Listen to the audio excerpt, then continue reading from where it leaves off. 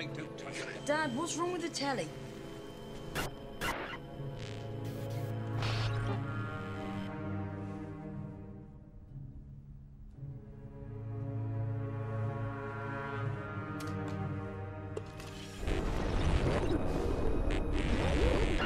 Good evening, London. Allow me first to apologize for That's the emergency channel. I do, like many of you, appreciate the comforts of the everyday routine, the security of the familiar, the tranquility of repetition. Bloody hell. I enjoy them as much as any bloke.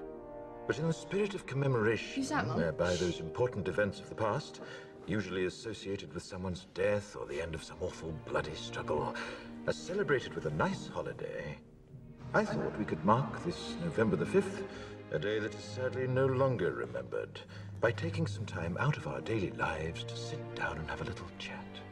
There are, of course, those who do not want us to speak. Let me think. Just let me I think. suspect even now, orders are being shouted into telephones, and men with guns will soon be on their way. It's Chancellor Sutler. Damn it. Why? Because while the truncheon may be used in lieu of conversation, words will always retain their power.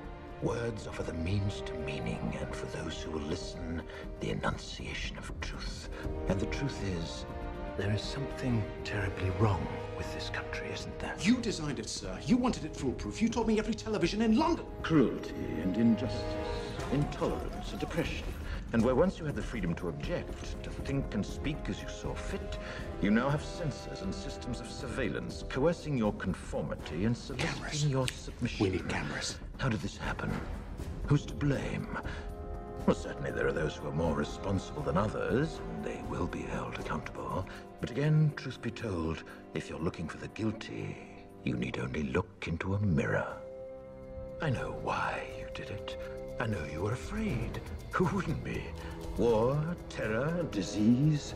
There were a myriad of problems which conspired to corrupt your reason and rob you of your common sense. Fear got the best of you, and in your panic you turned to the now High Chancellor Adam Sutler. He promised you order, he promised you peace, and all he demanded in return was your silent, obedient consent. Inspector, you're almost through. Last night, I sought to end that silence. Last night, I destroyed the Old Bailey to remind this country of what it has forgotten. More than 400 years ago, a great citizen wished to embed the 5th of November forever in our memory.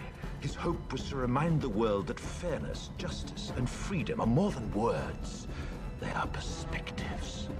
So if you've seen nothing, if the crimes of this government remain unknown to you, then I would suggest that you allow the 5th of November to pass unmarked.